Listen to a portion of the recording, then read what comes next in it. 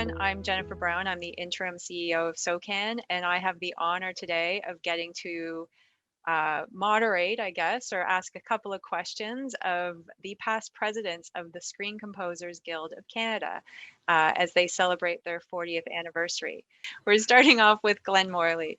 So, Glenn, maybe you can help explain to us how and why did the Screen Composers Guild of Canada start?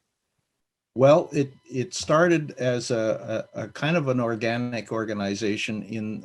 It was the brainchild initially of Ben McPeak, and Ben was quite famous in the Canadian music industry as the Jingle King.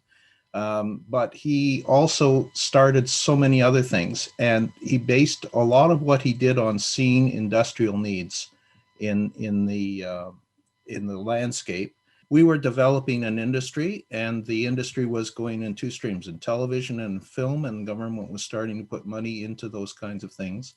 But most importantly, the predecessor societies of SOCAN, which were CAPAC and initially BMI Canada, which became ProCan, those two separate organizations, they were collecting, but they weren't really paying a whole lot of attention to the fundamental differences between the songwriting publishing community and the AV community, even as those things were changing at the time. So Ben's idea was that we needed to have a professional association. The idea of being an organization that was collegial in nature and one in which information was shared on the basis of helping the entire industry. And from that, our motto, or that we've adopted, it's obviously common motto, is a rising tide lifts all ships. The concerns, though, came back to how can we make sure that the performing rights societies actually understand our needs.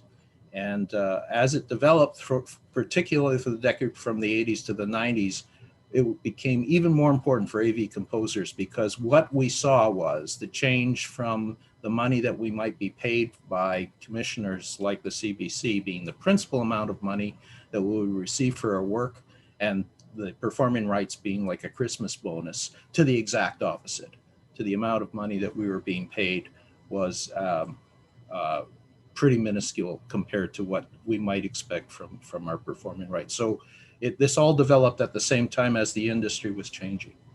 So Glenn, we've heard a lot about mentorship and how important that is at the SCGC. Can you tell us a little bit about that?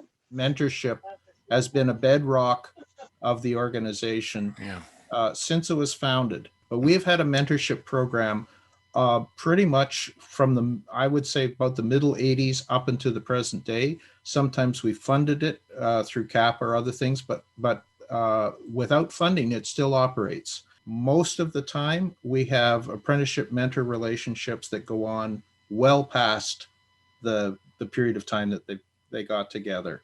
And that is, I think, one of the hallmarks of how this organization operates. It's an important part of what we do, because it's an important part of the way we learn our business. And there are courses now, but there weren't when we were starting the business. The only way to learn was to have some relationship with someone who was doing the work. How did the SCGC evolve early on under your time as president?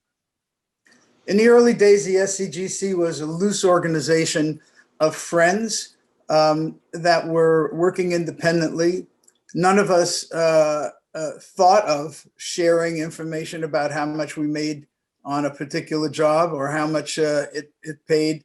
It became very clear that one of the key things that we were missing is information, and that the second key thing we were missing is organization.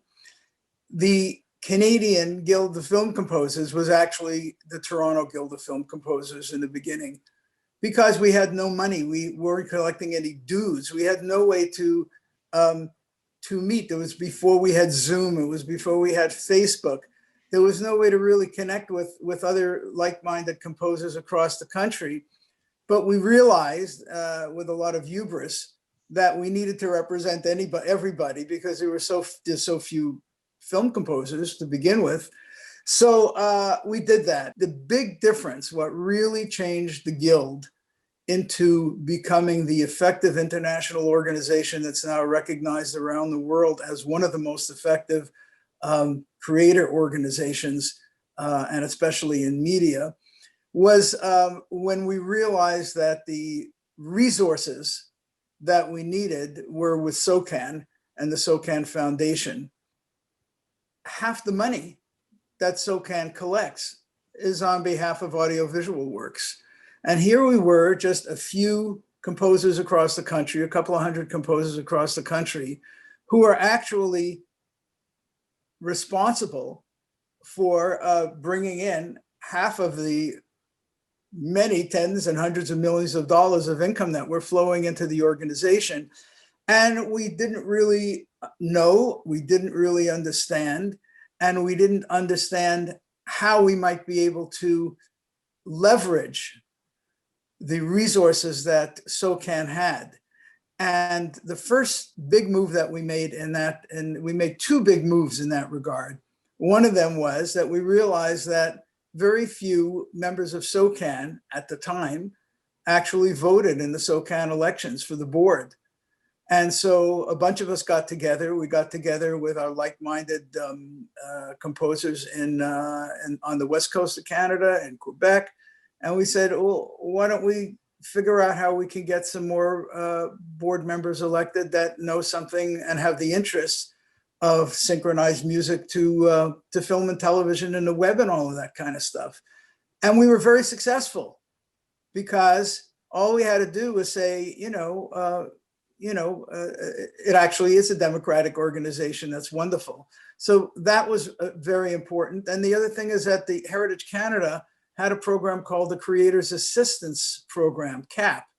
We were able to go to Ottawa and convince the government that through SOCAN, they could help finance the Guild to become a more meaningful organization across the country.